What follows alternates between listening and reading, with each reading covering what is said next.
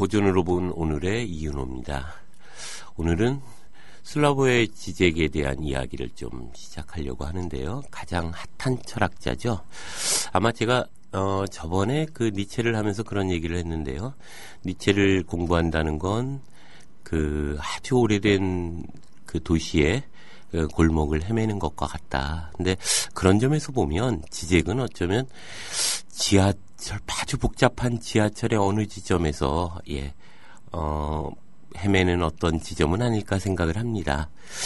자, 오늘은 그 지적에 대해서 아주 친절하게 여러분에게 이야기하실 마상용 선생을 모셨습니다. 예, 안녕하세요. 안녕하세요. 예, 그리고 오늘은 조금 다르게 좀 진행을 해보려고 하는데요. 저희 협동조합의 조합원이기도 하고요. 또 마상용 선생님의 제자이기도 하죠. 예, 이영란 씨 모셨습니다. 안녕하세요. 예, 그래서 질문 방식을 이제 이영란 씨가 질문하면서 그동안 함께 공부하면서 궁금했던 점을 포함해서 지적에 대한 질문들을 좀 해보려고 합니다. 오늘은 이데올로기라는 숭고한 대상이라고 하는 책을 중심으로 이제 이야기를 나눠볼 텐데요.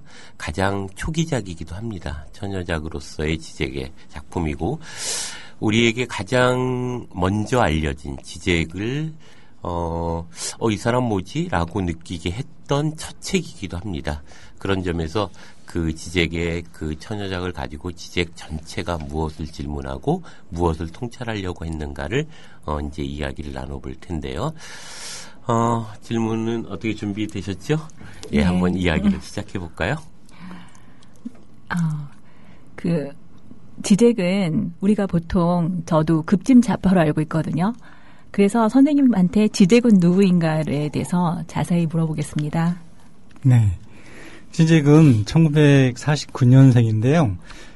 예전에 유고슬로비아, 지금은 슬로베니아라는 유럽의 변방 지역에서 태어나서 사회주의 통치 하에서 청년 시절을 보냈습니다. 그래서 사회주의 일당 독재의 문제점에 치를 떨면서, 그러면서도 그 유럽의 자유로운 분위기, 유럽의 철학을 자유롭게 읽을 수 있었다고 합니다. 그래서 공산주의 이 체제에서 공산주의 이데올로기 이념으로 살아가면서 서구 유럽의 자유주의 사상을 자유롭게 섭렵하면서 청년 시절의 지적 문제의식을 키웠다고 합니다. 그래서 그런 문제의식을 종합해서 1989년에 이데올로기의 숭고한 대상이라는 책을 영문으로 써서 세계적인 철학자로 일약 철학적 스타로 발돋움하게 됐죠. 예, 그러한 철학자이고요. 놀라운 것은 이제 지적이 자본주의를 가장 첨예하게, 가장 날카롭게 비판하고 있다는 겁니다. 그래서 가장 위험한 철학자 슬라보의 지적이라는 별명을 얻게 됐습니다. 네, 지적은 자본주의를 비판하는 철학자군요. 네. 그러면은 두 번째 질문은 지적의 철학적 질문은 무엇인가요?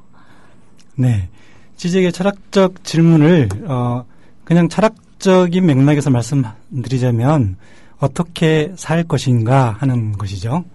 이게 고전적이고 가장 근본적인 철학적 질문인데요. 그 어떻게 살 것인가, 그건 당연히 누구나 알다시피 개인적인 수준에서는 자기답게 사는 거, 사회적인 수준에서는 인간답게 사는 것이겠죠. 자기답고 인간답게 자기답게 사는 게 답일 겁니다. 그런데 그러면 어떻게 하는 게 인간답고 자기답게 사는 것이냐? 그래서 지적은 두 가지 차원에서 그걸 얘기하고 있습니다. 개인적인 차원에서는 우리가 흔히 태어날 때 사회해야 된다고 하지 않습니까? 태어나서 사회해야 된다고 그러는데, 그건 뭐냐면은 내가 원하는 삶이 뭔지를 모른 채 사회가 이렇게 살아라 하니까 알겠어요, 그렇게 따라가 볼게요 하는 삶이죠. 그건 타자의 욕망을 쫓아가는 삶입니다.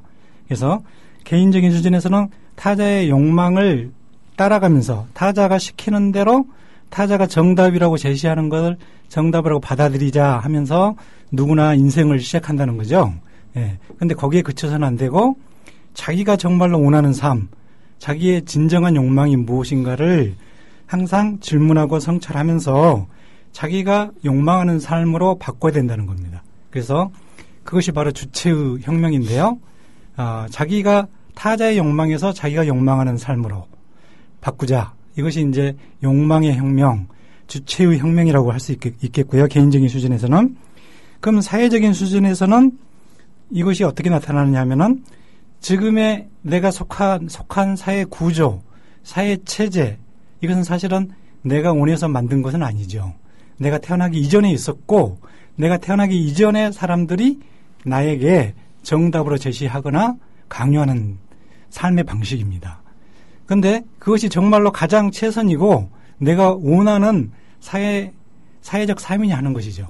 그것에 대한 비판과 성찰을 통해서 그것이 문제가 있다면 당연히 지적은 지금 자본주의적 상징 질서, 자본주의의 현실 체제가 더 이상 지속 불가능한 정도로 심각한 파국이 임박할 정도로 심각한 구조적인 문제점을 노출하고 있다고 보고 있습니다.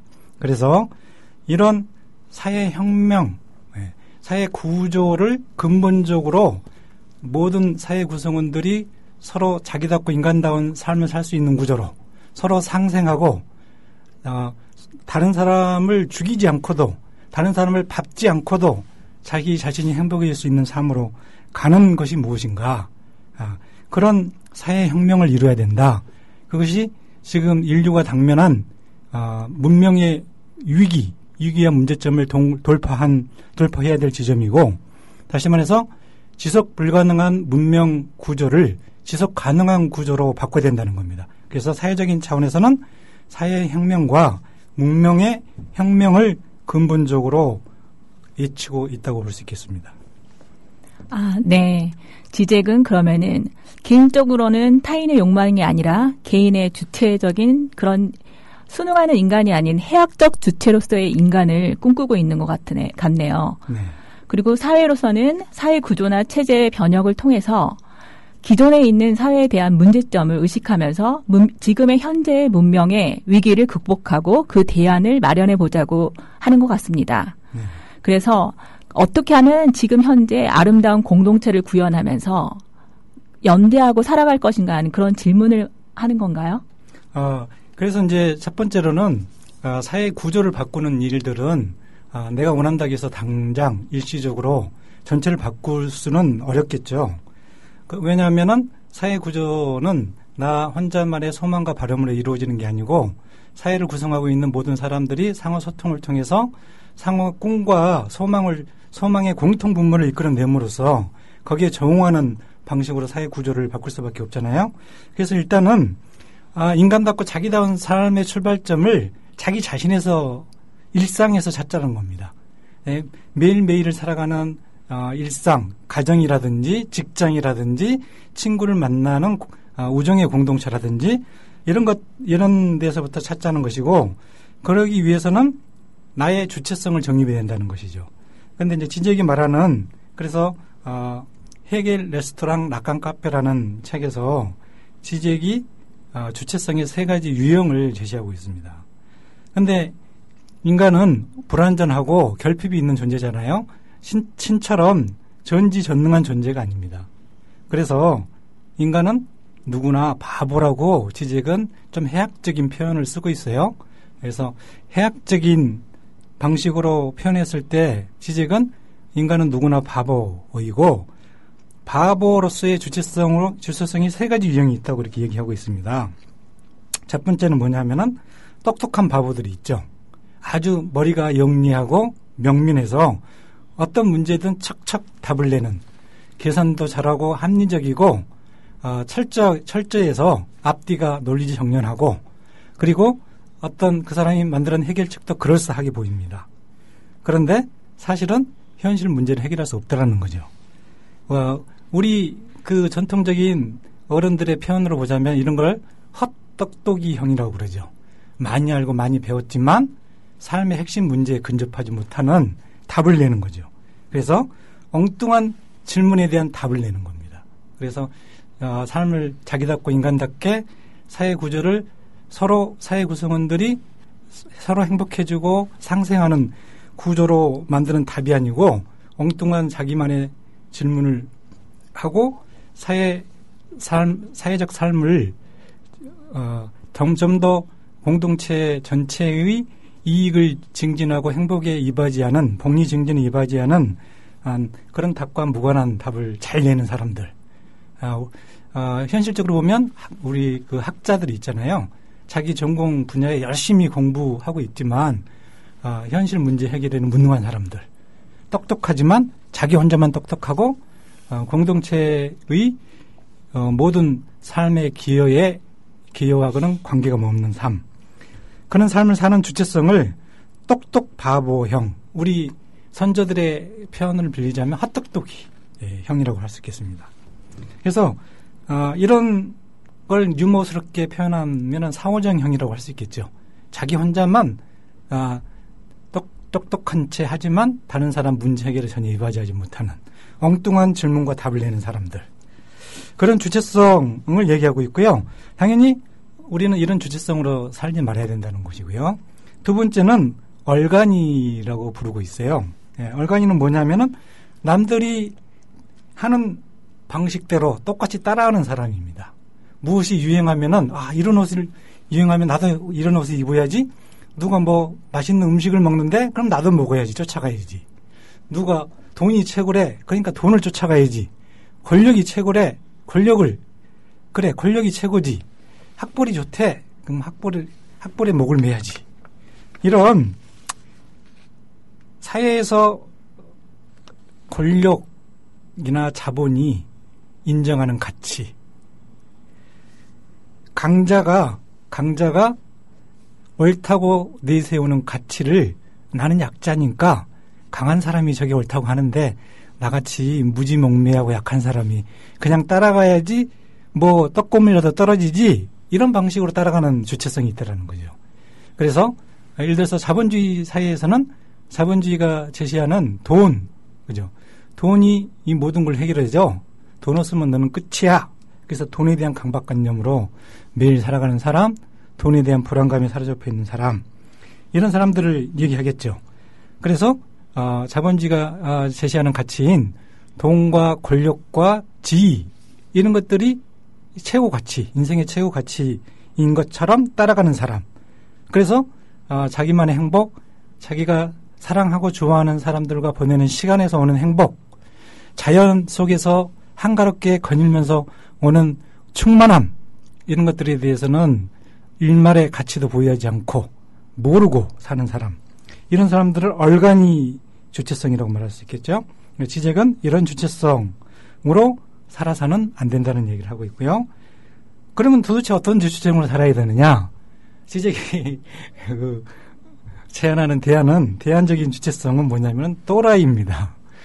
그래서 이게 왜 해학적으로 이렇게 표현하느냐 하면 아까도 말씀드렸듯이 그 이전에 주체성을 바람직한 대안으로 제시하는 철학자들이 거의 완전한 인간형처럼 이렇게 이미지를 풍겼다 이거죠. 예를 들어서 니체 같으면 끊임없이 자기를 혁신하면서 세상의 가치에 구속되지 않고 자기의 주인된 정신을 회복하는 그런 주체성을 초인이라고 제시를 했는데, 초인 하면 이미지가 물론 니체의 의도는 그것이 아니지만 왠지 뭔가 완전한 인간성, 완전한 주체성 이런 것들을 표현한 것처럼 느껴지잖아요. 근데 인간은 완전한다든지 또 완벽하다든지 이런 것과는 존재론적인 한계에 의해서 원래 거리가 멀다는 겁니다. 그렇기 때문에 그런 이미지를 불식시키고자 또라이 주체성을 주장합니다. 지적은 좀 해학적이죠. 왜냐하면 이것이 지적이 21세기 후기 자본주의 사회에서 우리가 다시 재설정한 주체성이고 지적이 제시하는 지적의 용어로 제시한 주체성이겠죠. 그러면 도대체 이 또라이 주체성은 뭐냐? 좀 긍정적인 용어로 표현하자면 우리 선조들이 말하는 용어로 일상적인 용어로 표현하자면 줏대 있는 인간입니다.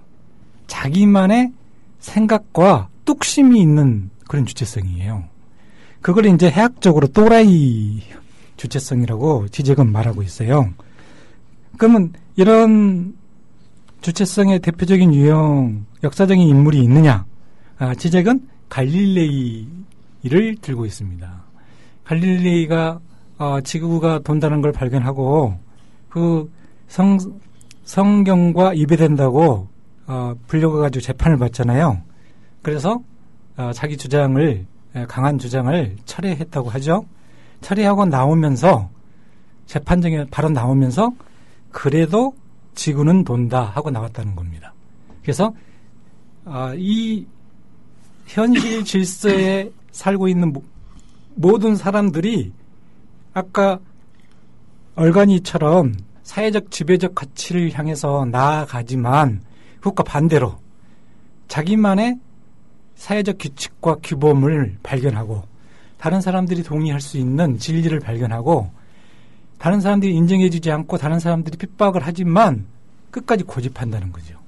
그래서 지금의 사회적 가치를 대체할 수 있는 대안적 가치를 끊임없이 추구하는 주체성, 그런 주체성을 좀 해학적으로 표현해서 지잭은 또라이 주체성이라고 갈릴레이의 어떤 지동설에 자기의 입장을 고수하는 그런 태도, 그죠? 종교적인 천동설에 아랑곳하지 않고 자기가 발견한 진리, 자기가 새롭게 만든 사회적 기본과 규칙을 향해서 뚝심 있게 나아가는 그런 주체성을 또라이 주체성이라고 얘기하고 있고요.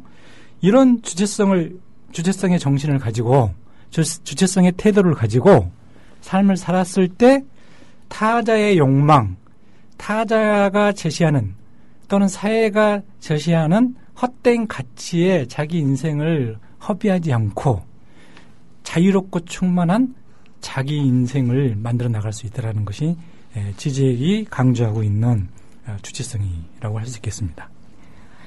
지잭이 삶에 대해서 많이 고민을 한 것 같습니다. 개인이 어떻게 살아야 될 것인가.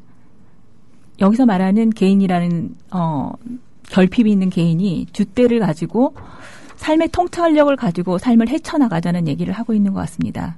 세 번째 질문은 지잭 철학은 라칸, 헤겔, 마르크스의 통찰력을 새롭게 종합한 철학이라고 했는데 지잭이 이러한 세 명의 철학적 대가들에서 찾고 싶었던 철학적 핵심은 무엇인지 여쭤보겠습니다. 네. 지잭의 문제의식은 탈근대 철학자들의 문제의식과 동일합니다. 문제의식의 출발점은, 탈근대 문제의식의 출발점은 근대성의 한계를 극복하고자 하는 것이죠. 주체 중심주의 흔히 철학이라고 소개되고 있는 이성 중심의 철학이 결국은 그 끔찍한 파시즘 전체주의를 초래했다라는 것이죠. 그래서 그런 전체주의에서 어떻게 벗어날 수 있을 것인가가 탈근대주의 철학의 출발점이고 지식도 거기에서 자기신의 사유를 출발했다고 볼 수 있겠습니다.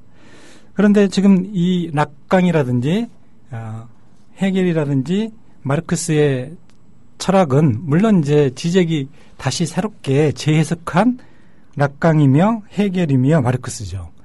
공통점은 뭐냐면은 이런 전체주의 사상, 전체주의 사고방식을 극복할 수 있는 철학적 비전을 가지고 있다는 겁니다. 그래서 첫 번째는 락강의 철학이라는 것은 뭐냐면은 인간이라는 존재는 이 세계와 어떻게 만나느냐, 이 세계와 만나는 방식은 인간이 이 세계에 접하는 방식은 인간이 세계에 다가가기 전에는 사실은 세계는 우리가 생각하기 전에는 느끼기 전에는 인간에게 나타나는 세계는 무죠. 아무것도 나타나지 않습니다. 사실은 무라는 것은 뭡니까? 이미 유라는 개념과 대비됐을 때만 가능한 것이라고 했을 때 사실은 인간이 생각하고 지각하기 이전의 세계라는 것은 무도 없다고 해야 되겠죠. 예. 그런데 이런 근본적인 세계의 존재론에서 존재론적인 차원에서 봤을 때 인간이 이 세계를 지각하고 이 세계를 마주하면서 이 세계를 삶의 터전으로 삼고 이 세계에 세계를 자원으로 삼아서 자기 삶을 살아가야 되잖아요. 그랬을 때 인간의 이 세계를 지각하고 의식하고 실천하는 능력의 유한성 때문에 이 세계를 접촉할 수 있는, 이 세계를 볼 수 있고 의식할 수 있는 부분과 그러지 못한 부분으로 나뉜다는 거죠. 그래서 항상 세계는 인간이 접촉할 수 있는 부분, 지각하고 사유할 수 있는 부분과 그렇지 못한 부분으로 동시에 메비우스 띠처럼 이 두 가지로 이 세계와 접촉하면서 살아가게 된다는 것이 이 세 가지 철학의 공통점입니다. 그게 뭐냐면은 인간의 한계, 인간의 유한성을 보여주는 철학이고, 인간의 한계와 유한성을 바탕으로 어떻게 인간다운 삶을, 인류를 진보시킬 수 있을 것인가, 인간의 질병과 문명의 문제점을 어떻게 치유하면서 좀 더 나은 삶을 살아갈 수 있을 것인가 하는 문제의식들을 세 가지 철학이 다 공유하고 있다는 겁니다. 그래서 이제 차례로 한번 살펴볼까요? 네. 그러면은 락강의 핵심 철학은 무엇인가요? 네. 그래서 이제 낙각에게의 핵심은 뭐냐면은, 이 세계나, 그래서 인간이 욕망하는, 정신분석적인 관점에서 봤을 때 인간은 욕망하는 존재이고, 인간을 움직이는 동력은 욕망이고, 그 욕망하는 부분은 뭐냐면은 인간이 결핍을 느끼는 부분이라는 겁니다. 다시 말해서 인간이 지각하고 사유하고 실천할 수 있는 그런 부분 말고 그러지 못한 부분에서 자기의 필요를 충족하고 그 모르는 세계로 더 나가고자 하는 그런 소망, 그런 추동력, 그걸 욕망이라고 할 수 있는데요. 그런 욕망이 인간을 움직이고 있고 사회 전체 구조를 움직이고 있다고 통찰하고 있습니다. 그래서 여기서 이제 낙강의 철학에서는 그 욕망하는 부분이 우리가 알지 못하고 지각하지 못하고 실천하지 못하고 의식하지 못한 세계의 어떤 부분이라고 했을 때 그것은 항상 인간에게 욕망을 자극하고 인간을 욕망으로 추동한다는 겁니다. 그리고 그 부분은 다른 것으로 대체될 수가 없다는 거죠. 다시 말해서 완전히 그 인간에게 결핍된 부분은 완전히 메꿀 수 없다. 그 메꿀 수 없는 부분을 비전체라고 합니다. 그래서 이제 전문적인 용어로는 어부제 아라고 하는데요. 대상 아라고 하는데요. 인간이 사회 질서 속으로 들어갔을 때 이 잘려나간 부분이 있습니다. 사회 질서라는 것은 뭐냐면은 이름의 세계로 들어간다는 것인데요. 내가 사회인이 된다는 것은 누구의 아들이 된다는 것이고 누구의 아버지가 된다는 것이고 학교의 학생이 된다는 것이고 주부가 된다는 것이죠. 그랬을 때 예를 들자면 내가 누구의 아버지가 됐을 때 아버지 다음의 세계로 진입하는 게 현실 질서, 상징 질서입니다. 락강의 용어로 상징 질서는 지금의 현실 질서를 의미하고요. 그것들은 사회적 역할들로 이루어진 체계이고 그것들은 다른 말로 하면 이름으로 만들어진 세계입니다. 다시 말해서 살아있는 실체인 내가, 마상룡이 상징 질서의 누구의 아버지로 됐을 때 내가 요구받는 것은 상징 질서에서 요구받는 것은 누구의 아버지다운 역할이죠. 그래서 우리 딸이 유진이인데 유진이다운 역할을 요구받게 되는 것이고 그 속에서 유진이 아버지로서의 역할 외의 부분은 잘려나가겠죠. 그걸 거세라고 정신분석에서는 이제 거세라고 표현하는데요. 그 잘려나간 부분, 결핍된 부분이 있게 마련이고 그 결핍된 부분 때문에 또 다른 아버지의 역할 말고 또 다른 역할, 또 다른 행동, 또 다른 것들을 욕망하게 되겠죠. 네. 그래서 그런 방식으로 우리의 삶이 구성이 되고 사회가 구조가 된다는 것이 낙강의 철학의 지적파가 낙강 철학의 핵심이라고 할 수 있겠습니다. 네. 낙강은 그러면은 인간과 사회 전체를 움직이는 욕망에 대해서 관심이 많았네요. 네. 그리고 인간이 메꿀 수 없는 이 빈 공간이 뭔가 추진력을 나타낼 수 있다는 그런 거에 대한 의문을 가졌던 것 같습니다. 그러면 다음은 해겔의 핵심은 무엇인가요? 네, 해겔은 지적이 독특하게 해결 철학을 재해석하고 있습니다.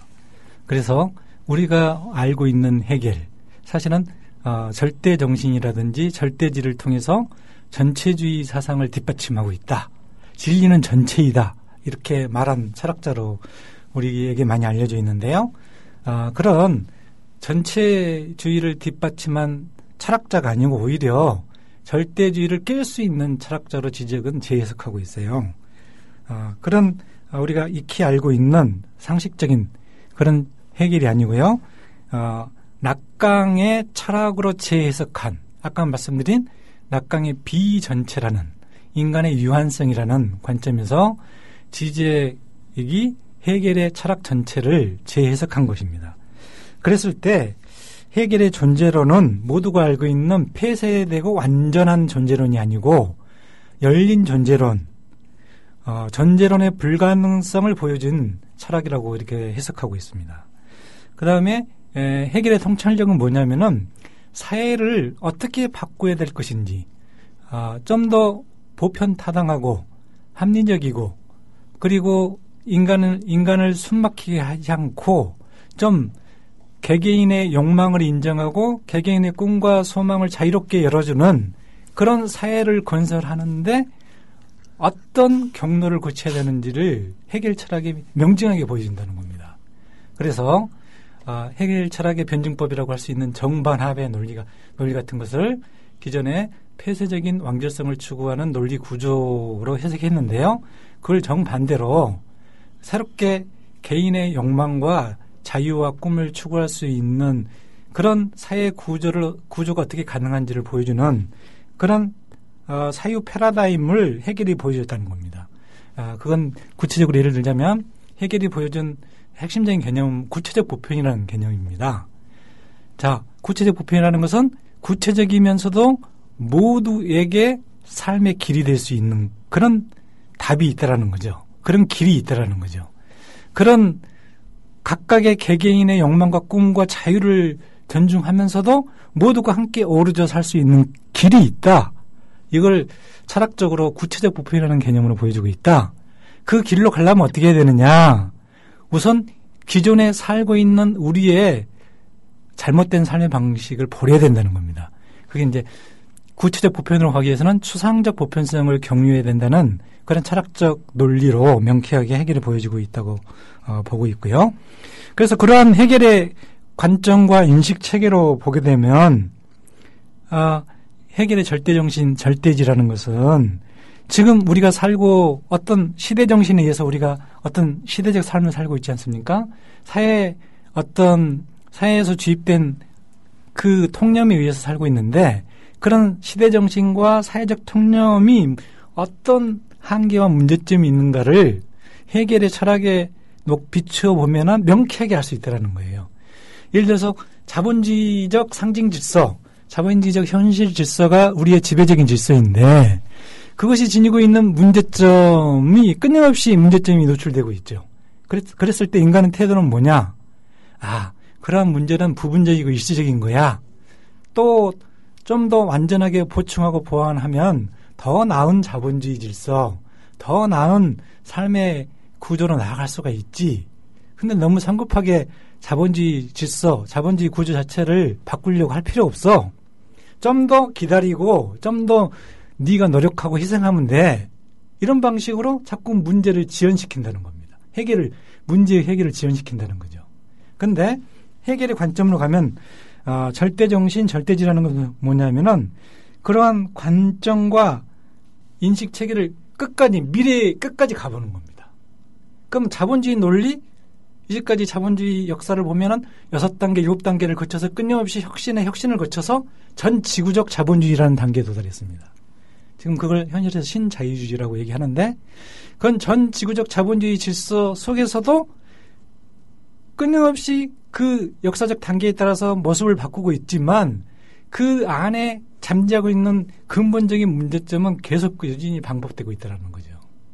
그러면 지금 6단계까지 자본주의가 모습을 변신을 하면서 자본주의 자기 체제를 혁신시켰는데 그럼에도 불구하고 끊임없이 자본주의는 많은 사람들을 불행과 고통에 빠뜨리고 오늘 이게 한국 사회에서도 수많은 사람들이 1년에 수많은 사람들이 자살을 하고 있고 그 한 5년 자살하는 사람들의 숫자를 모으면 전쟁에서 죽은 사람의 숫자하고 똑같습니다. 그렇게 전쟁에 의해서 죽어가는 그런 숫자만큼이나 이 체제에서 사느니 차라리 죽겠다는 사람이 속출하고 있는 그런 체제라는 거죠. 그래서 그런 체제의 문제점을 개선하는 논리, 좀 더 참아보자, 좀 더 고쳐보자. 그렇게 사회해가지고는 이 사회의 모든 사람들이 죽어도 그 문제점을 해결할 수 없다는 겁니다. 그럼 어떻게 해야 되느냐? 해결의 관점으로 가야 된다는 거죠. 그러면 자본주의가 지금 6단계까지 변신을 했단 말이야? 그러면 좋아. 자본주의가 100단계까지 변신을 할 수 있다고 치자. 그럼 100단계 끝으로 달려가 보자. 끝까지 가보자. 그때 어떻게 될 것인지. 그래도 자본주의 문제는 바뀌지 않는다면 이 자본주의 문제 구조, 자본주의 문명의 메커니즘 자체를 바꿔야만 인류는 여기서 구원을 받을 수 있다는 거예요. 자, 그것이 이제 해결의 철학에 갔을 때 자꾸 끝을 지연시키는 방식으로 이 어떤 구조적인 문제점들을 은폐하고 그다음에 그 해결을 지연시키려는 그런 사고방식, 그런 악순환에서 벗어나서 우리는 선순환의 문제 해결의 길로 접어들 수 있다는 겁니다. 그것이 이제 그 지적이 재해석한 해결 철학을 토대로 이 문명이 당면한 문제점, 우리가 당면하고 있는 삶의 절실한 문제점을 어떻게 해결할 것인가에 적용해 보는 것입니다. 해겔을 완전히 재해석했는데요. 저는 해겔을 굉장히 별로 안 좋아합니다. 해겔은 뭐 절대 권력에 대한 그런 거를 이렇게 기반으로 해서 전체주의라는 생각이 너무 강하게 자리 잡고 있어서 그런데요. 지젝은 완전히 해겔을 새롭게 변증론적으로 재해석을 했네요. 네. 그러면은 자본주의 임기점까지 다다라서 새로운 패러다임을 만들어보자. 이게 네. 해겔의 핵심인 거군요. 네, 지금 지젝이 주장한 네. 해겔 철학을 통해 본 자본주의의 문제점과 그것을 극복하는 방식이라고 할 수 있겠죠. 예, 그러면은 마르크스의 핵심은 무엇인가요? 네, 마르크스 철학에서 가장 중요하다고 생각하는 지젝이 생각하기에 가장 중요하다고 하는 것은 뭐냐면은 잉여 가치를 통한 논리가 간접 착취의 논리라는 겁니다. 그 다음에 지금 현대 정치 이론들이 권력의 미시 정치학, 지배에서 벗어나자. 이것이 이제 탈근대 정치 철학에서 주요 패러다임을 형성하고 있어요. 좌파 이론에서도요. 그런데 지배를 벗어나자라는 것은 여전히 불충분하고 그런 방식으로는 자본주의 문제점을 충분히 극복할 수 없다라는 겁니다. 그래서 마르크스의 통찰로 되돌아가서 마르크스의 통찰을 빌려서 무엇이 이 사회를 바꾸는 혁신의 지점이 어디인지를 포착해야 된다는 거죠. 그건 뭐냐면은 경제 영역에서 착취가 일어나고 있다는 것이고요. 자본주의의 생산력은 끊임없이 발달하고 있지 않습니까? 그런데 지금 문제는 자본주의 생산력이 발달하면 발달할수록 노동 시간을 줄이고 인간이 노동하는 시간 외에 전 인간적인 발달을 자유적인 삶을 살 수 있는 그런 기회가 증대가 되고 있는데 거꾸로 지금 현실은 뭐냐면은 자본주의 생산 능력이 발달하면 발달할수록 일자리가 없어지고 직업이 불안정해지고 미래가 불안에 떨고 있다는 겁니다. 다시 말해서 천국이 다가올 조건을 생산력을 통해서 인류가 조건을 조성했는데 현실에서는 그것이 지옥의 조건으로 바로 직결되고 있다는 것이죠. 그것은 뭐냐면은 경제 영역에서의 착취를 간과하거나 무시하고 또는 소홀히 하고는 지금 인류 문명이 당면한 지속 불가능한 사회 구조, 모든 공동체의 사람들이 인간답게 살면서 노동을 하면서 자기 소득을 가지고 자기 생활을 할 수 있는 구조, 그런 구조는 지금 불가능해졌다는 거죠. 그리고 앞으로 가면 갈수록 기술 독점과 자본 독점은 강화가 되고 있고, 또 기술이 발달하고 자본이 발달할수록 새로운 기술과 생산력은 증대하고 있지만 그에 비례해서 실업자들이 늘어나고 있다는 겁니다. 그건 사회 공동체를 지속 불가능하게 만드는 가장 심각한 요인이고요. 그런 요인은 경제 영역에 착취해서 찾아야 되고, 그래서 실업자, 구조적인 실업자가 계속 양산되고 있고, 구조적인 실업은 자본주의 경제 순환 바깥에 있는 것이고, 그리고 그 자본주의 경제 순환 바깥은 사실은 자본주의 경제 생산 방식과 유통 방식에서 이미 내재되어 있는 것이라는 것이죠. 그래서 그것은 노동하면서 우리가 착취를 당할 것이냐, 아니면 바로 자본주의 경제 순환의 바깥에서 아무런 소득도 없이 그냥 사회 보장의 조그만 혜택으로 연명해 나갈 것인가, 또는 그 연명 수준도 안 돼서 인간적인 수치와 모욕감을 느끼고 자살하면서 살 것인가 하는 문제와 직결되는 것이고, 그것은 지금 지배를 넘어서자, 지배와 예속을 넘어서자라는 그런 논리로는 이는 문제를 해결할 수 없다라는 거죠. 그래서 마르크스의 통찰력인 경제적 착취를 구조적으로 해결하지 않으면은 이 지배와 예속은 연구가 될 것이고, 그리고 지배와 예속은 이 경제적 착취와 함께 오는 것이지 따로 오는 것이 아니라는 겁니다. 그래서 권력의 미시 정치학을 내세우는 요즘에 아간베이라든지 푸코 이런 정치 이론들은 마르크스 통찰력에 의해서 경제적 착취를 중심으로 지배에서 어떻게 벗어날 것인가 하는 사유를 다시 한번 재구성해야 된다고 지젝은 주장하고 있습니다. 좀 더 그걸 구체적으로 보자면요, 지젝은 그 라칸 카페라는 책에서 그 끝부분에서 오늘날의 지구 그 문명, 자본주의 문명을 어떻게 돌파할 것인가라는 그런 문제를 제기하고 있습니다. 그런데 이제 잘 아시다시피 넬슨 만델라라든지 브라질의 룰라 대통령이라든지 이런 사람들이 좌파 정권이 한 국가의 권력을 장악했을 때 여러 가지 딜레마가 있었다라는 거죠. 왜냐하면 자본주의 이 경제의 구조적인 문제점을 바로 개혁할 것인가, 그러면은 반자본주의라는 낙인이 찍히고 사방으로부터 외면을 받고 경제가 고립이 돼서 꼭 정권이 무너지는 그런 딜레마에 봉착하게 된다는 것입니다. 그래서 이제 지젝의 그 전략은 뭐냐면은 이런 것들에 대해서 유연하게 사고해야 된다는 것이죠. 그 각각의 정치적 지형과 특수한 국가의 상황에 따라서 자본주의를 넘어설 수 있는 대안과 전략은 좀 유연하게 비자본주의적인 비자본주의적인 경제 양식을 좀 비중을 높이는 그런 정책을 쓴다든지, 또는 다양한 생산 양식, 자본주의적 생산 양식이 아닌 다양한 생산 양식들을 도입한다든지, 또 그렇게 함으로써 자본주의적 생산 양식의 지배력을, 그 악영향을 좀 줄이고 다른 선순환적인 상생할 수 있는 공생할 수 있는 생산 양식, 대안적인 경제 양식들을 다양한 형태로 개발해서 그런 비중들을 높여 나가야 된다는 얘기를 하고 있습니다. 네. 그러면은 마르크스는 지젝은 마르크스를 통해서 경제적 착취를 벗어날 수 있는 대안을 고민해 보자고 말하고 있는 것 같습니다. 그럼 요즘 유행하는 조합의 형식도 일종의 이런 대안 중에 하나겠네요. 네, 그렇습니다. 조합을 이제 운영하는 방식에 따라서 다양하게 다를 수는 있겠지만요.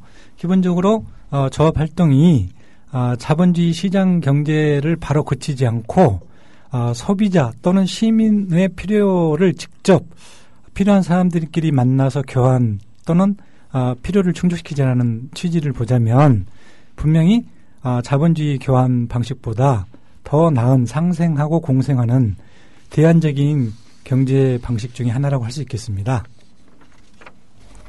네, 그러면은 네 번째 질문은 왜 지적에게 이데올로기 비판이 그렇게 중요한가요? 네. 지적에게 오늘날의 문제점을 돌파할 수 있는 지점은 이데올로기 비판이라고 지적은 생각하고 있습니다. 왜냐하면 이데올로기는 아까 그 세 가지 철학이 공통적으로 전체주의를 어떻게 극복할 것인가 하는 대안적인 철학 사상이라고 했잖아요. 그런 것처럼 그 비전체, 다시 말해서 인간의 유한성, 사회적 구조적 결핍된 부분들을 지워버리는 것이 사실은 이데올로기거든요. 이데올로기가 하는 기능은 그런 인간의 유한성과 사회 구조적인 문제점의 결핍, 그런 것을 인식하고 인간은 끊임없이 더 나은 삶과 세상을 향해서 끊임없이 변화하고 계획해 나가야 되는데 그 지점을 완전한 사회성으로, 완전한 인간성이 가능하다는 식으로 결핍되고 유한한 부분을 완전한 것으로 바꿔버리는 것이 이데올로기 기능입니다. 그런데 오늘날 많은 사람들이 개인적인 수준에서 타자의 욕망을 쫓아가고 자기의 욕망은 아랑곳하지 않는 삶을 사는 이유는 이런 사회의 지배적인 이데올로기가 제시한 그런 타자의 욕망을 따라간다는 겁니다. 왜냐하면 타자의 왜 욕망을 따라가냐면은 그 지배적인 이데올로기는 항상 이것이 최선의 정답이야. 이런 방식으로 주장을 한다는 겁니다. 그래서 나같이 무지몽매하고 약한 사람이 뭘 안다고 저기 자본이나 권력이 많은 사람들이 똑똑한 사람들 시켜서 만든 그런 이념이라든지 그런 철학이 있으면 그것이 내 개인의 생각보다 더 낫겠지. 자본주의가 정답이야 라고 제시하면 따라야지. 네가 뭘 안다고 자본주의에 대해서 비판해. 그래서 나는 그렇게 따라갈 거야. 그런 방식으로 사람들이 이 타자의 욕망에 사회 지배 이데올로기가 제시하는 잘못된 길에 걸려든다는 겁니다. 그래서 그런 이데올로기, 그런 힘에 휘둘려서 자기의 주체적인 삶을 포기하고 그리고 그 다음에 포기한 다음에는 온열의 개가 끌려가듯이 그 지배 이데올로기에 타자들의 시선에 타자들의 권력의 그 노름에 놀아나게 된다는 것이죠. 그래서 오늘날 개인적으로 사회적으로 가장 인간답고 자기다운 삶의 길을 방해하고 있는 장애물이 이데올로기라고 보고 있고요. 이 이데올로기는 옛날과 달리 우리가 인식 수준에서 작동하지 않는다는 겁니다. 그러니까 자본주의가 문제가 많아. 이건 누구나 다 알고 있잖아요. 지금 우리 한국 사회만 하더라도 많은 사람들이 이 체제를 견디지 못해서 자살하고 있고 파산하고 있고 그죠? 자영업자가 이렇게 35%나 되는 한국 사회에서 자영업자 60%가 다 손익분기점, 자기 생활비 털고 나면 손익분기점 이하에 영업을 하고 있다고 하지 않습니까? 그럼에도 불구하고 이 자본주의 문제점을 정면으로 인식하지 않고 그래 자본주의는 문제가 있지만 그래도 다른 사람들이 자본주의는 문제가 있지만 문제점을 보완하고 극복할 수 있어라고 생각할까 봐 나도 다른 사람들이 믿고 있는 걸 따라갈래. 다른 사람의 믿음을 믿는 식으로. 나는 이성적으로 나의 개인적인 경험으로는 자본주의가 틀렸다는 걸 알아. 문제야 라는 걸 알아. 그러나 내가 아닌 나보다 더 강한 사람들, 다른 사람들이 자본주의는 최종적인 대안이라고 생각하는 사람들이 많아. 그래서 나는 그걸 믿을래. 이렇게. 나는 알지만 다른 사람들이 믿고 따르는 것처럼 행동하니까 나도 믿고 옳은 것처럼 행동할래. 이렇게 행동의 수준에서 작동한다는 겁니다. 다시 말해서 이데올로기가 옛날 우리 선조들의 용어로 치자면 일상적 용어로 치자면 미신적으로 작동하고 있다는 거예요. 그것이 아닌 건 알지만 그죠? 그거 어떤 물건을 집에다 놓으면 행운이 온다고 믿을래. 그런 것처럼 그것이 행운을 쉽게 가져오지 않아. 그러나 많은 사람들이 다 집집마다 가면은 그 물건을 걸어놔. 복이 온다고. 그러니까 나도 그렇게 걸어 놓을래. 그런 것처럼 자본주의가 이미 끝장났다는 걸 알아. 인류를 구원할 수 없다는 걸 알아. 우리 사회의 문제점, 개개인의 삶을 인간답고 행복하게 만들 수 없다는 걸 알아. 그러나 다른 사람들이 나처럼 생각하지 않고 자본주의 문제점을 고쳐서 이대로 살면은 모두 다 행복할 수 있는 길이 있는 것처럼 믿고 있어. 그러니까 나는 믿고 있는 것처럼 행동할래. 이렇게 작동한다는 거예요. 네. 지적의 관점에서 보면 우리는 이데올로기의 환상 속에서 우리가 살아가고 있군요. 네, 그렇습니다. 그래서 끊임없이 지적은 이데올로기가 우리의 믿음과 행동이 환상의 수준에서 작동하고 있다는 걸 지금 강조하고 있는 것입니다. 예, 들어보니 일반 대중의 지금 현재 탈정치화되는 것을 굉장히 위험스럽게 보고 있는 것 같습니다. 그러면 다음 질문은 지적의 정치적 이론, 문명의 대안은 무엇입니까? 네, 한마디로 이제 지적이 위험한 철학자라고 소문났는데 어떤 사람들은 지적 공부해봤더니 하나도 위험하지 않더라. 이런 우스갯소리 같은 얘기를 하는데요. 정말 지적은 위험한 철학자입니다. 지적이 주장하는 게 공산주의 혁명이거든요. 예. 자, 우리 근본적인 이 자본주의 문명의 문제점은 아까도 말씀드렸듯이 지속 가능하지 않다라는 겁니다. 더 이상 문명이 발달하면 발달할수록 파국을 향해서 간다는 것이죠. 그 이유는 무엇입니까? 생산력이 발달하면 발달할수록 생산력이 발달했으면 그걸 모두 다 그 많은 풍요로운 물질을 나누면 되지 않겠어요? 나누고 저마다 인간다운 삶을 살면 되는데 더 물질이 풍요로울수록 사람들은 그 물질이 일부 자본가에게 기업가에게 독점이 되기 때문에 일반 사람들한테 자유롭게 분배가 되지 않기 때문에 더 가난해지고 더 불안해지고 그래서 더 불행해지고 더 각박한 삶을 살게 된다는 겁니다. 그래서 특히 노동할 수 없는 구조적 실업자를 양성하는 그런 자본주의 체제의 그런 구조적인 문제점을 어떻게 극복할 수 있을 것인가 했을 때 지적은 이제 공산주의라는 이름을 내걸지만 실제로 그러면 그랬을 때 첫 번째 어떤 반박을 받게 되겠습니까? 레드 컴플렉스야. 그렇죠. 아니, 그러면 이 빨갱이라는 얘기 아니야? 어? 옛날에 그 스탈린 체제로 돌아가자는 얘기야? 김일성 체제로 가자는 얘기야? 절대 아닙니다. 자, 지금의 김정일 체제도 북한 사회주의 체제에 대한 지적의 평가는 뭡니까? 공산주의 체제가 아니다. 사회주의 체제가 아니다. 엉망진창인 체제다. 이렇게 평가하고 있어요.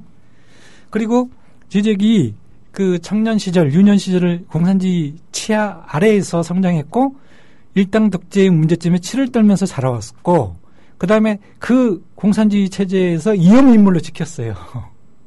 네. 누구보다도 공산주의, 그러니까 현실 사회주의 문제점을 잘 알고 있습니다. 그건 뭐냐면은 국가 자본주의, 국가 지배 체제라는 거죠. 다시 말해서 자본주의 체제의 문제점은 자본이 착취를 통해서 더 이상 사람들에게 노동을 제공하지 못하는 구조적인 문제점을 양산해서 자본주의가 지속 가능하지 않는다고 한다면 현실 사회주의 문제점은 뭐냐면은 국가가 직접 독재를 한다는 겁니다. 그래서 국가가 직접 착취를 한다는 거예요. 그래서 자본주의 체제나 국가 사회주의 체제나 국민들을, 대중들을, 인민들을 직접 또는 자본주의는 간접적으로 착취하고 현실 사회주의는 직접적으로 착취를 한다는 거예요. 그래서 착취 체제는 동일하다. 그 두 가지 착취 체제를 벗어나야 된다는 거죠. 그래야지 지속 가능한 문명이 가능하기 때문에 그 두 가지 착취 구조의 문제점을 극복한 그런 미래적인 사회, 그 비전을 뭐라고 부를 것인가, 그것에 대해서 사실은 이름 지을 수 없다라는 거죠. 왜냐하면 알 수 없기 때문에. 지금으로서는 알 수 없다라는 겁니다. 근데 알 수 없다고 이름을 짓지 않으면 우리는 지향점을 놓치게 되겠죠. 그래서 명명 불가능하지만 명명해야 되는 그런 모순에 처하게 됩니다. 지금의 문제점, 지금의 체제에 우리가 안주할 수 없기 때문에 새로운 체제로 나아가야 되는데, 그러면 새로운 체제로 나아가려는 그런 문제의식을 가지고 있어야 되는데, 그 문제의식은 이름을 통해서 가지고 있어야 된다는 거죠. 그래서 공산주의, 새로운 공산주의 혁명을 주장하고, 그때 공산주의라는 것은 19세기의 현실 사회주의 그런 혁명이 아니고, 지금 아까도 말씀드렸듯이 자본주의의 간접적 착취, 현실 사회주의의 직접적 착취, 이 두 가지 문제점을 극복한 새로운 사회, 새로운 문명 구조를 공산주의라고 부르자. 왜 굳이 공산주의냐? 새로운 사회, 새로운 문명이라는 것은 아직 예측 불가능한 그런 형태이고 체제이고 인류가 모두가 함께 만들어 나가야 될 과제라는 거죠. 그런데 지금 잘못 만들면 어떻게 된다는 겁니까? 19세기에 경험했던 스탈린 체제, 현실 사회주의 그런 국가 자본주의 직접 착취의 체제로 갈 수가 있다는 거예요. 그런 위험성을 염두에 두면서 대안을 추구하자. 그런 위험성까지 각오하면서 대안을 추구하자. 그래서 공산주의라고 나는 굳이 이름을 고수하겠다. 물론 그때 공산주의라는 것은 막스가 말한 각 개개인의 자유로운 발전이 모든 사람의 발전의 조건이 되는 연합체, 이런 걸 전제하고 있죠. 그래서 개인 모두가 각각의 자신의 욕망과 자유와 꿈을 인정하고 그런 꿈을 인정한 상태에서 다른 사람들도 함께 살아갈 수 있는 그런 공동체를 만들자. 그래서 공산주의가 우리 레드 컴플렉스 때문에 거부감이 있다면 굳이 일상적인 용어로 바꾸자면은 사회적 공동체, 상생의 사회적 공동체를 만들자라는 게 지적의 정치 이론이자 문명의 패러다임을 바꾸자는 대안 패러다임의 해답이라고 할 수 있겠습니다.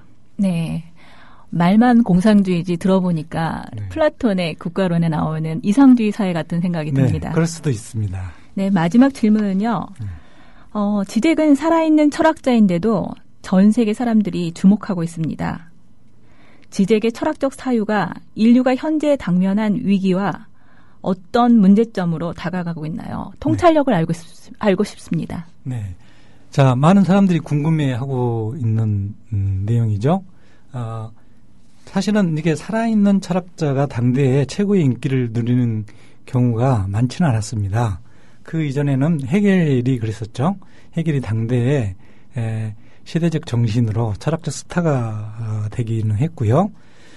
그리고 이제 사실은 그 이전에 드문 현상인데 지잭이 사실은 지금 나이도 많지 않는데 전 세계적 철학자로 인정받고 있고 그것은 뭔가 인류가 당면한 문제를 돌파하는데 철학적 통찰력과 지혜를 주기 때문입니다. 다시 말해서 지잭이 죽은 다음에도 인류의 삶과 문제를 더 해결하는데 어떤 철학적 통찰력을 주기 때문인데요. 그게 뭐냐면은 아까도 말씀드렸듯이 첫째로 파시즘의 정치 체제, 파시즘의 사회 질서에서 어떻게 벗어날 것인가를 가장 전면적으로 체계적으로 사유한 철학자라는 겁니다. 그래서 철학적으로 존재론적으로 보자면 파시즘적인 사회 체제와 사유 구조는 이론론에서 일자론에서 나오는 것이죠. 그런데 이제 지잭은 그런 일자론을 극복하고 이론론적 이원론, 이원론적 이론론이라고 할 수 있는 인간이 이 세계와 접하면서 접할 수 있는 부분과 접할 수 없는 부분으로 남아있다는 겁니다. 그래서 그 두 가지가 메비우스의 구조로 하나로 돌아간다는 것이고요. 그래서 인식은 항상 불완전하고 끊임없이 자기 성찰과 혁신이 필요하다는 것입니다. 그리고 윤리적으로는 각각의 개인의 욕망과 자기의 자유를 바탕으로 다른 사람들과 관계를 맺고 사회 공동체를 구성해 나가야 된다는 인류의 비전과 미래적인 대안을 제시하고 있기 때문이라고 생각합니다. 예. 이제 제가 옆에서 들어보면서요. 아주, 재밌게 듣고 있습니다. 여전히 철학은 어렵지요. 어렵고, 여러분이 일상 삶 속에서 끊임없는 자기 삶의 질문들을 던지는 것이 철학인 것 같습니다. 오늘 두 분 많이 수고하셨고요. 질문 너무 좋았습니다. 감사합니다. 네, 좋은 시간이었습니다. 감사합니다.